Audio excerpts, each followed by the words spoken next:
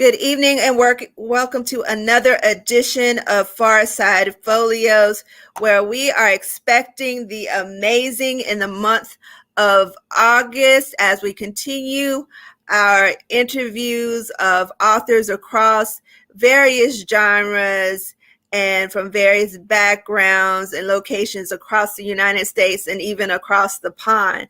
And today we have as our special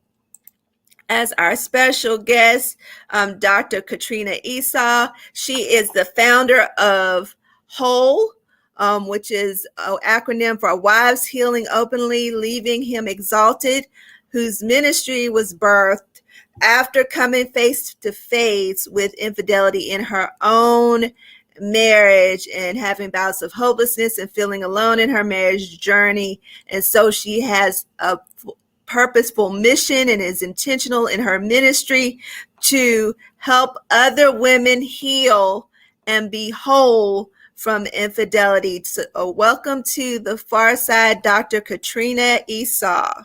Thank you. Thank you for having me. And it's an honor and a pleasure. Okay.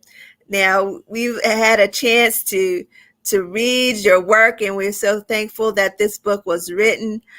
In your introduction, you set the tone for a hard-to-have discussion about cheating and infidelity with your educational and ministry background and service. What was your reason for writing on this particular topic? So my reason for writing, as you mentioned in my intro, is that I walked through this myself 17 years ago. And so it's amazing because as time went on and as I began to heal, people would come out of the woodwork that were going through similar situations as myself, whether they decided to stay, some decided to leave, whatever their choice was. I was meeting women everywhere that had been impacted by cheating and infidelity. And so a few years ago, it was in my spirit and on my mind to share, because it's like I can help one woman at a time as I meet them, whether it's in church or through some or other ministry or organization. But this problem is not just local. So how can I help women at large, wives at large, that have made the decision to stay? And so it was, write a book. And it's interesting because when I first had the thought, I was thinking a journal. I was just going to create a journal and, for women to be able to write, because when I walked through my process, writing was very cathartic for me. And so it turned out to be the book as well as an accompanying workbook/journal, all came out at the same time. So that's why I did it, so that I could have a larger reach and to span across the nation. It's, as I said, it's not a local problem. So can you give our live viewers and those who may watch us by replay, working definitions to start us off for cheating and infidelity, around which the book addresses? Yes. And so what I talk about in the book is really the importance of having the conversation with your significant other to define what cheating means to you. Because back in the day, cheating was you had a sexual relationship outside of the relationship you were in. That's what it was to us. But now with technology, you can literally have emotional affairs. You can be in the US of A and be, having an affair with somebody that's in Africa or Japan or wherever, and you've never met them physically, but you have an emotional relationship with them. And so it's important for couples, it's important for people that are in relationships to really talk about, what does cheating mean? Is cheating, have only having sex outside of our union? Is it an emotional, where you're texting and maybe you're in social media talking to people? What is it? So it can be a gamut depending on what it means to you. I've had women that I've come in contact with where their husband hasn't slept with anybody else. They haven't had an emotional affair, but they're addicted to porn. And to them, that's cheating.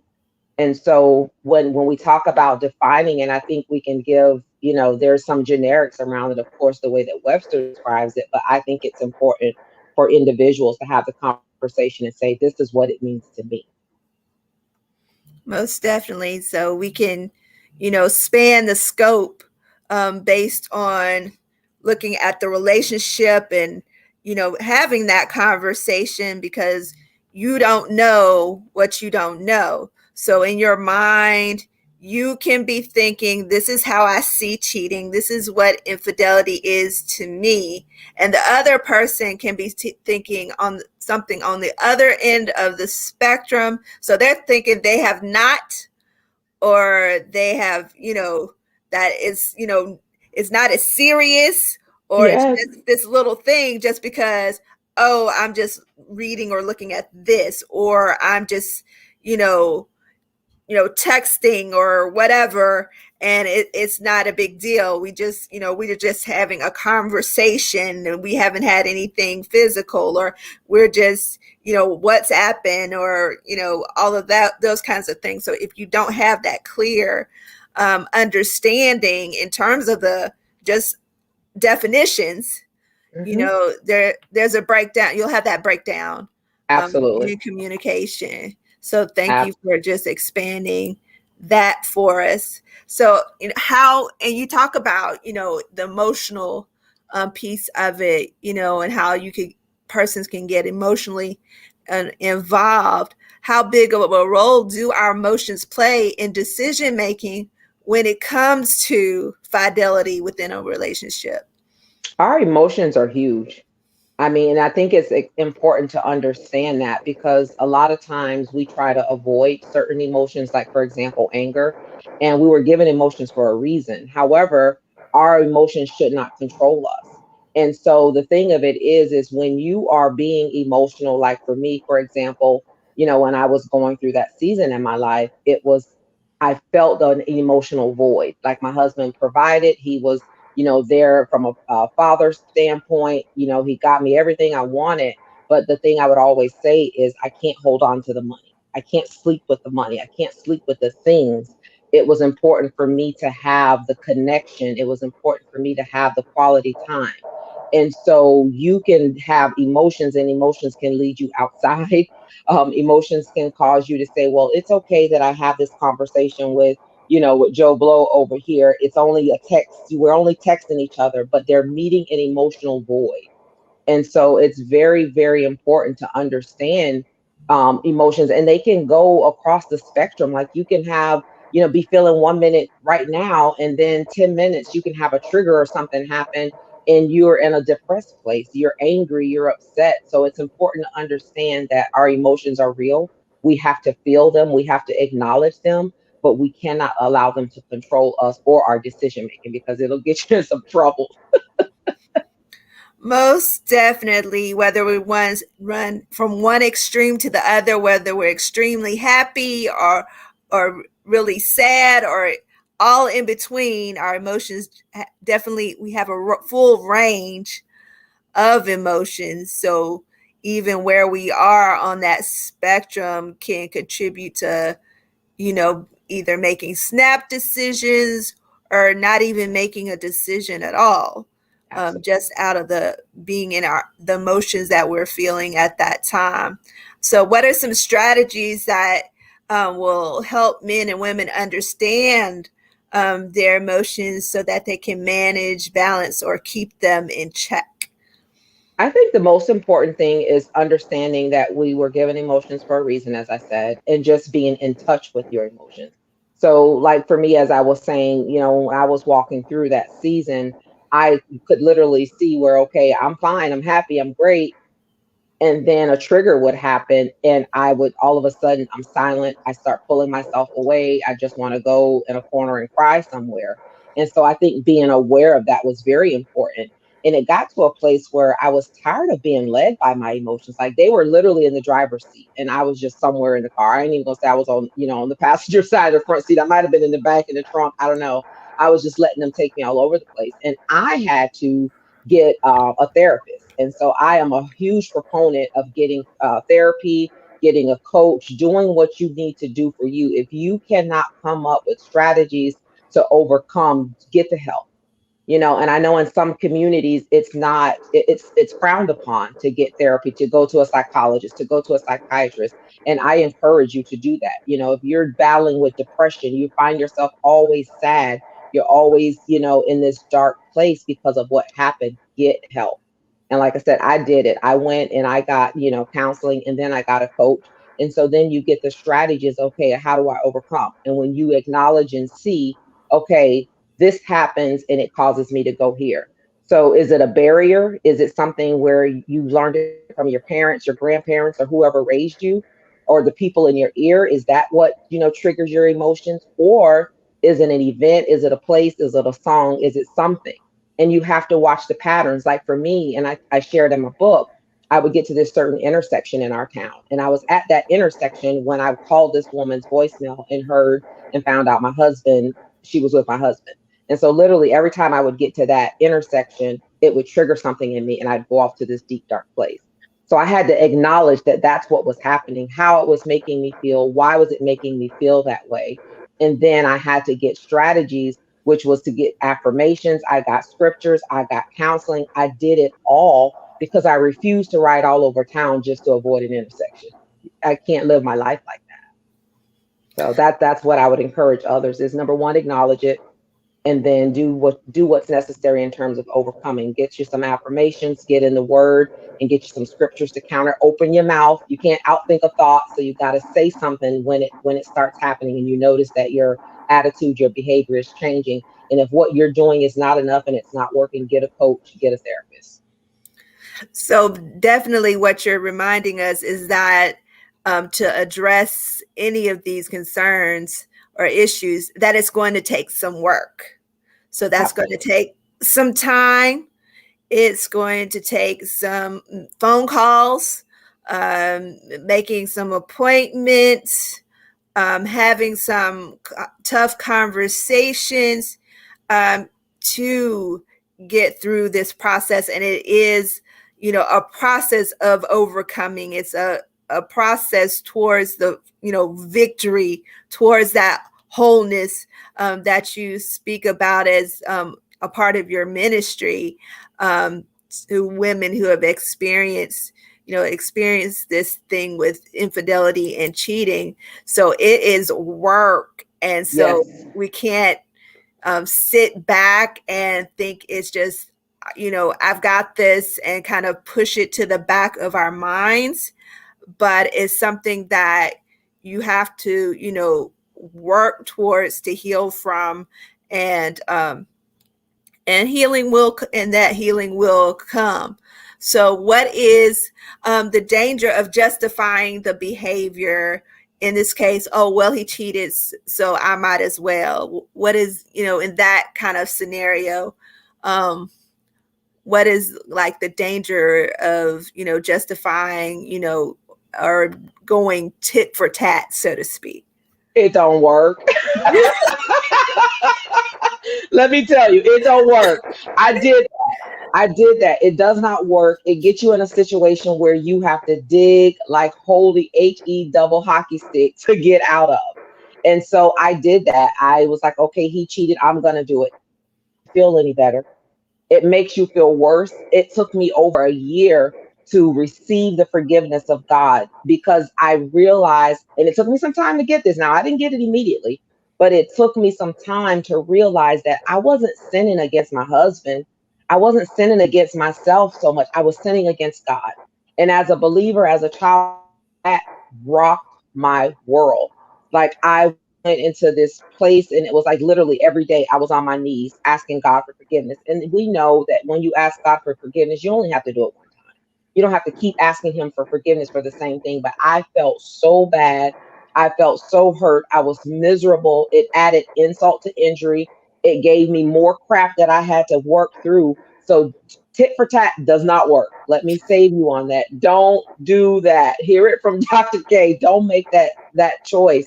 Do the work. As you mentioned, it is work. And people always say, well, what time, time heals all things. If you do nothing in that time, time isn't going to heal anything. You have to do the work. You have to be intentional in what you do. Avoidance is not a strategy because it's going to rear its ugly head right when you least expect it to. And so you cannot, yeah, that whole tit for tat thing does not work. I promise you, it gets you into a deeper situation. And the thing of it is, which we won't go into here, but Mhm. one of the things I had to learn was the soul ties that comes with Mhm. that. You are having, sexual sin, and that's why it's one of the worst. We know, sin is sin, but that thing it's deeper. And so I highly encourage you, don't do that. Don't do it. It's not gonna make you feel bad, I promise. So we can't, you can't do wrong. Like your mama or grandma might say, you can't do wrong and get by. What's done in the dark will come to light. You'll hear. I mean, those are kind of things that come to mind Uh, um, when when you think about or hear about getting even or payback and that kind of thing. But it just puts you, like you said, into a deeper space, a deeper hole, and then the struggle becomes real, especially, if you're talking about the extent of even soul ties in this whole thing. So you discuss about healing from the inside out. So what did that healing process look like for you? And how might someone who is experiencing this issue, somebody watching might right now maybe, or who might catch the replay later, might be in the thick of it or in the midst of it, walk through this process? so the very first thing that I would say in terms of internal healing is, number one, I always say the first step is to forgive.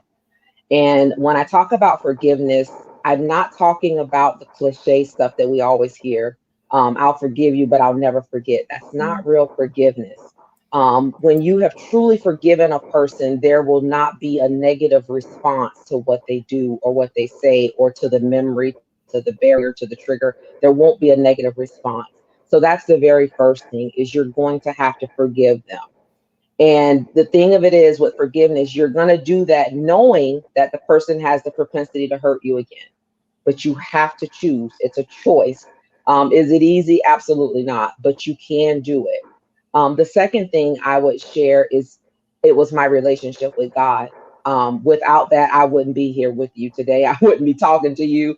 It probably wouldn't, well, not probably, it wouldn't be no book, because there wouldn't have been a restoration. I would probably be in prison right now for killing somebody, or strung out on drugs, or in a sane asylum or something. So that is the foundation, is my relationship with God. Because, and that is so important. And I share it with the ladies that I have the privilege to help, because he is the one that's going to give you the guidance. He is going to be the one to give you direction. He is going to give you strategy. And sometimes, when you're trying to make that decision, do I stay? Do I go? What do I do? I don't know. He's the only one that can tell you that. And so there's some relationships that we should have never been in. And so that's your exit out. And then there's others where God is like, no, I want to get the glory.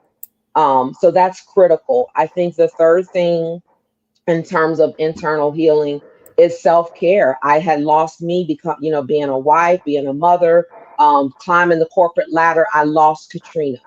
And so it's very important to pick you back up, because we are sometimes we're at the bottom of the list. Sometimes we don't even make it on our list. We taking care of mama, daddy, big mama. I got to take my auntie here. I got to take my kids. I got my grandbabies. We doing everything for everybody else, and we lose us. So self-care was very critical in my healing process. And then also rebuilding the trust, and then learning who God said I was. When you have been impacted by cheating and infidelity, particularly when you've had the opportunity to see the other person, you find yourself comparing yourself. You question, why wasn't I enough? You have all these things you go through. What if I would have, cooked more? If I would have did this or did that? And you go through all of this stuff, and there was a time where I hated looking in the mirror. I did not like what was looking back at me. And so in my healing process, there were times where I literally had to sit, and I held a handheld mirror, and I would sit there and cry, but force myself to look at me and to start speaking the word over me. I'm fearfully and wonderfully made. I'm the head and not the tail. God loved me so much that he called me the apple of his eye. He numbered every hair on my head. When I comb my hair and I see a comb or a brush full of hair, he know that that was number 999. And I had to encourage myself and speak what God had spoken over me, not what I spoke over me, not what anybody else spoke over me. I had to remind myself of who I was and who God said I was. And so that was what I had to walk through. And I call them today the 5 pillars of restoration. And it's what I get to teach other women. and to walk through that process. Because the thing of it is, at the end of the day, whether you decide to stay in the relationship you're in or you decide to leave, you need to heal. Because if you don't heal, you're going to ruin the next relationship. Or even Mhm. if you decide to stay, that stuff going to bubble up, and you're not going to be able to live in a place called joy. And it's my heart's desire that you get to that place, that you get to that place to where you can take off that mask. You have no longer have the guilt. You no longer have the shame. You no longer have to, cry yourself to sleep. I always say I know what David means when he says my tears became my meat, because I would put on this smile like everything was wonderful in the day, but then I had to go home and be by myself, and I would cry asking God, like, how did this happen to me? I love you. I have relationship. Like, how did this happen to me? And so it is so, so, so, so important. And to just understand, as we talked about at the top of the show, that it's a process. Forgiveness is a process. I can say the words today that I forgive you, but some things are going to have to happen for me to get to the place to where I no longer respond in a negative way. So that's the one thing I can say is it's a process. Don't put timetables on it. I thought it was going to be quick, but it was almost 8 years before I fully healed and got to the place to where, I wasn't crying. I didn't need to be a private investigator, and I had joy. I had peace. It took some time.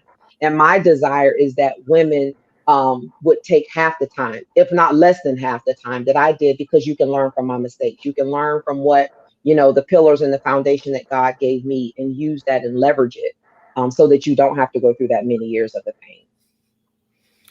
You talk about how important your relationship um, with God was. So, to that healing process, what helped you move from just, that surface relationship with Christ to a deeper level of relationship that shifted your perspective on how you even addressed your marriage? So that comes in it in the get in vertical alignment. The thing for me is it literally start with my time with him, and it started with 7 minutes. I literally started with 7 minutes with God, and what that 7 minutes would consist of is, of course, giving him adoration, thanks for who he is, and worshiping him, and then asking for forgiveness of the things that I have done, and then giving thanksgiving, and then prayer with supplication, and reading his word. Reading his word was key, because that is what sustained me. It was the scriptures, it was the things that he would illuminate to me while I was reading. And that's what took the relationship deeper. Like, literally 7 minutes went to hours in a day. And so I would spend, and I know everybody doesn't have that, but the way that God worked my life out, I had to go separate from my husband. Then he gave me my great niece, and then he laid me off for my job. So I had nothing but time. But when you are in a place where you need God and you don't know what to do, you'll make time. And so the more I learned the word, the more I learned his scriptures, that's what sustained me. And that's what deepened my relationship with God. You can't have a relationship without his word and without spending time with him. It's not possible. Amen.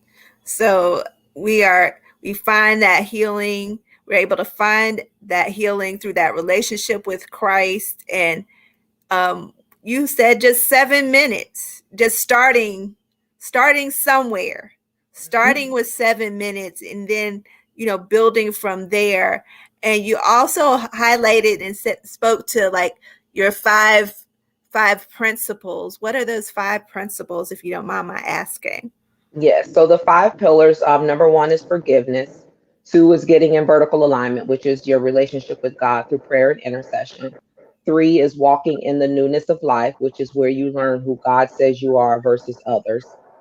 Four is self care. And then the fifth one is rebuilding trust.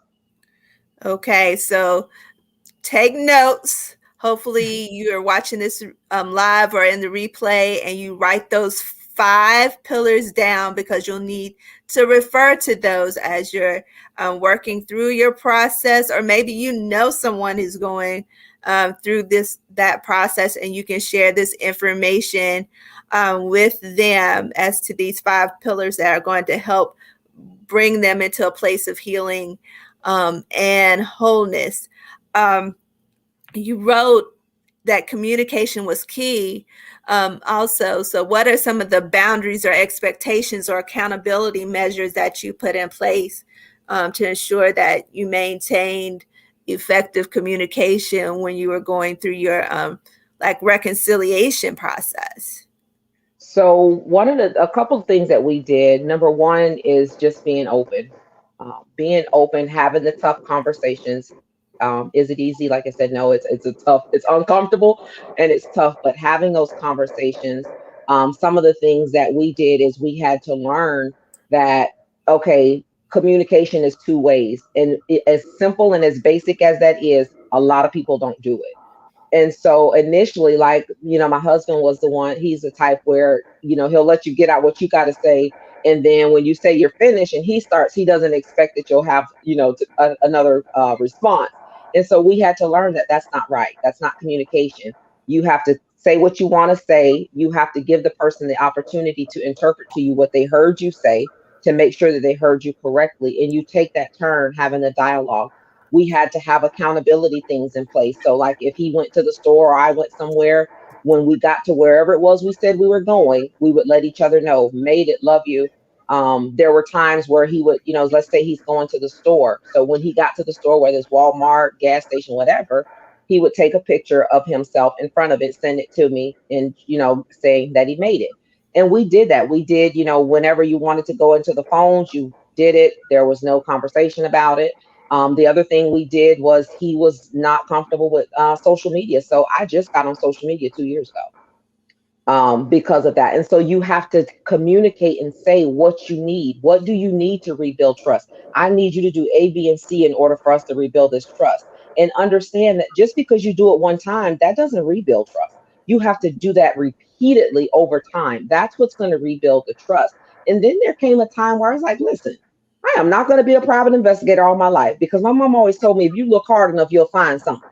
And I just made up in my mind, I decided. You have to decide, is this the way you want to live your life? I don't want to live my life like this. I don't want to be going through phones. I don't want to be checking emails and all that kind of stuff. You are a grown man. I'm a grown woman. If you're going to do it, you're going to do it. That's on you. You got to take that up with God. I'm not going to sit here and put myself through that stress and that turmoil, those mind games, and, oh, well, what do they mean when they said this? And, you taking stuff out of context, and then we're saying, it's women's intuition, and you got to check that, because it's not always women's intuition. You are judging or reading or responding to the pain and through those lenses. So we have to be so careful. So those are some of the things we did in terms of communication, and just do what you need to do. I mean, some people will be like, why are you going through all that? You really got to tell somebody you made it. At the end of the day, it's not only is it good for accountability, but the way things are happening in this world, you thinking the person made it to work and an accident happened and you don't find out.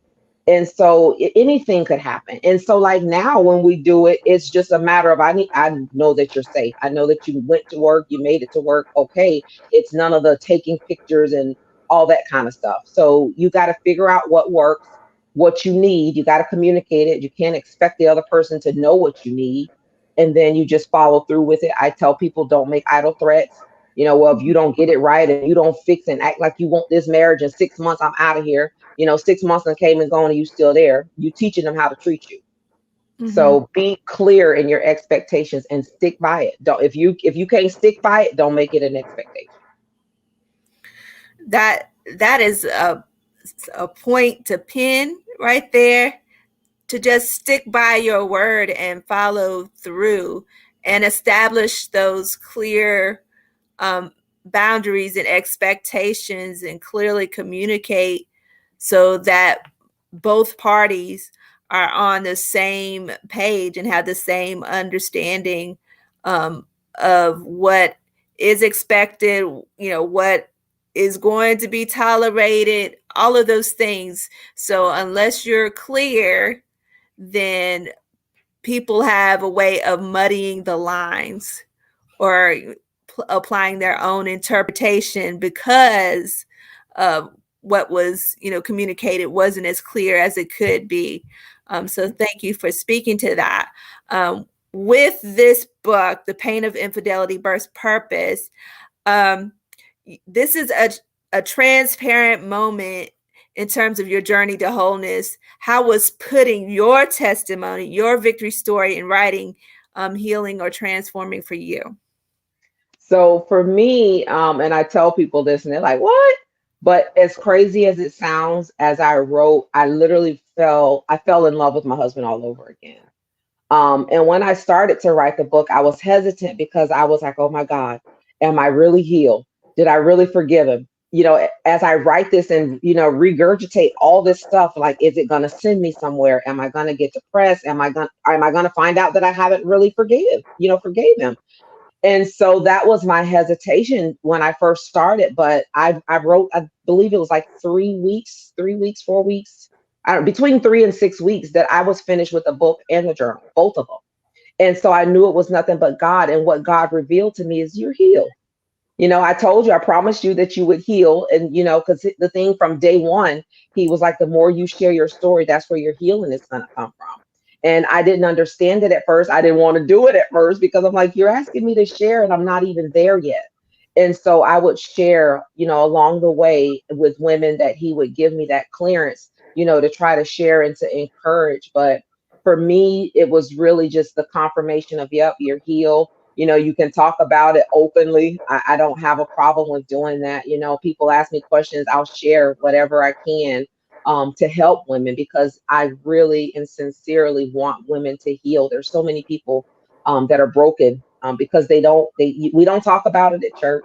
You can't talk about it with your good girlfriend because they're gonna be telling you how stupid you are for staying and all that kind of stuff. So it's my desire to share in an open, a real, raw. I don't want to patty cake it and make it look all glamorous, because it's not. I wouldn't wish this on my worst enemy, but I'm grateful to God, because I always say that it taught me his statutes and his ways. So it was good that I was afflicted. But that's what I have to say about that. Like that was a transformation for me, is to really see that you're healed. Because even through that process, God showed me some things of where, with the inability to trust, it didn't just start when my husband had the affair. Mhm. It started when my father left, when I was, a toddler, because he and my mom separated, which I did not know that until, going through this. He also showed me that I needed to forgive my dad, which I didn't think I had a problem, you know, with my dad. So it was really, it was freeing. If I could sum it up in one word, just liberating, liberating. And you speak of being able to share your story with different women and the impact what you're doing in ministry with women and helping them walk through this process of to wholeness when it comes to this issue of infidelity and cheating.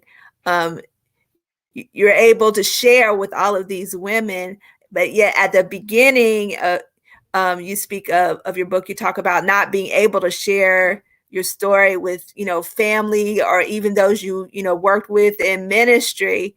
And so how has that even changed since you've published this book and you found your wholeness, and what has been the response from even ministry leaders who may know your story, who've read the book, or family members who know you've written this book? How's that response been? It's been overwhelmingly positive. It's crazy because, like, a lot of my family members have purchased the book, and I always tell them, I'm like, they purchased it because they just nosy. They want to know what's going on, but they have been, nothing but supportive. I've had people say like, "Oh my gosh, Katrina, I've worked with you all this time, and I never would have known that you were going through anything."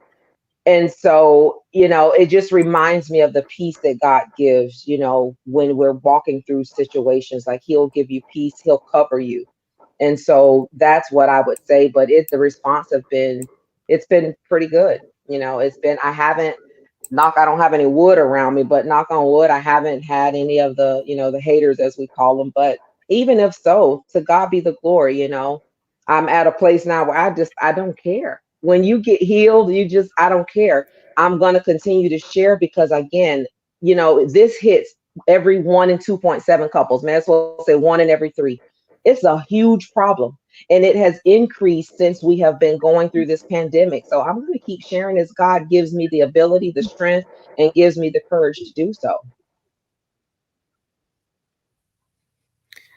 You note also that this journey to wholeness and restoration does not happen overnight, and that it is a process. What are some tools that will help those who are viewing get through those stretches of time when waiting for that response, waiting on the Lord, waiting for the miracle, or waiting for the reconciliation, or waiting for the apology may seem unbearable?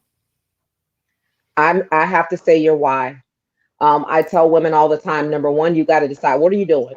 You know, if you are going to stay, you are going to have to determine, why are you staying? Because there's going to be some times where you like, God, are you sure? Did I miss you? Is this me? Am I manipulating the words? You're going to go through those phases, but you need to know what your why is and to hold on to it. Because the thing, I'll tell you, like, I tried to get a divorce 3 times because I'm like, God, this ain't working. Like, just come on and let me up out of this mess and just bring me somebody else. I won't do this no more. But the thing that kept me going, and the thing that got me to the place where divorce was no longer an option. One night I was watching TVN, and I share this in the book, and there was a couple on there. I believe they were pastors, and they were sharing how they had walked through cheating and infidelity, and how God had restored their marriage and made it stronger than it ever was. And I asked God that night, like, God, in the Bible, you say this is the one reason that I can divorce and it'll be okay, is because of, cheating.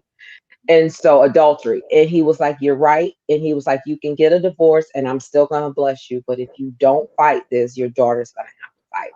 And he began to show me and open my eyes that it was a generational curse, because my parents divorced, grandparents divorced, great grandparents divorced. And so when he said it that way, divorce was off the table. Did it get easy when he said that? No. But I had made up in my mind, I had made a choice, I had made a decision that I'm going to fight. My daughter's going to have to fight some stuff, but she won't have to fight this. Not because I didn't fight it. If she chooses later, because the enemy immediately tried to raise up and say, what if she still ends up getting a divorce? It won't be because I didn't fight. That's her. And so I chose to make that commitment. And so when days where it got tough, when it seemed like it was forever, that's what I kept going back to. I'll never forget, once my God had told me to tell my husband he had 3 days to come home. So I'm thinking, okay, we're gonna be through this in 3 days. Them 3 days turned into 3 years. And so, had I not knew my why, had I not made a decision that divorce isn't an answer, it's no longer an option. So you just have to keep walking this thing out. You got to keep standing in the gap. I would have been lost. So my encouragement to others is to make a decision. Number one, quickly make a decision what you're doing. Are you forward or are you not? And then determine, why are you fighting? Are you doing it because of what people have told you? That's the best thing you done had. At least he provide for you. You better just take it. That's not a reason. You better get your butt before God and see what God is saying. Because if he gives you the green light to stay, he is going to give you the strength that you need to walk it out. And the other thing I just want to answer, you talked about, what if they don't get the apology? You can't wait on that. You have to make a choice today what you are going to do and how you are going to heal. Because the truth be told, you may not ever get an apology. And even if you get the apology, it may not be as sincere as you want it to be. My husband took almost, well, not almost, he took over 3 years before he finally admitted what he did and asked for forgiveness. I could not put my healing on pause. I was not gonna just put my life on pause and, oh, I'm just gonna wait for you. No, the devil is a liar. Make a decision that you are worth it to heal. If you never get the apology, if you never get the words, please forgive me, you decide that I'm healing for me, because you are worth it. You are worth it. So, for all of those who will watch live or are watching live and who will catch this replay, you are enough. You are worth it. And to invest in your healing through time with God, through reaching out to a coach or a counselor, and all of the listen. Go back to the 5 pillars that Dr. Esau mentioned earlier. Dr. Esau, how can our viewers purchase your book and connect with you on social media? They can purchase my book from my website, www.drkatrinaesau.com. It's also available on Amazon. If you get it from the website, you'll get it autographed, as well as you can get the combo. You can get the book and the workbook that goes with it. You can get both. And it's only available on the website for the combo of $25. They can connect with me on all social media platforms at Dr. Katrina Esau. On Facebook, my business page is Dr. Katrina E3. But you can see all of that on my website, and they can get that information, as well as there'll be a link on my website to get to the academy where you could see the different courses that are offered. You can also schedule, a consultation with me. You can schedule one-on-one coaching packages, whatever you need. You'll find it at www.drkatrinaesau.com.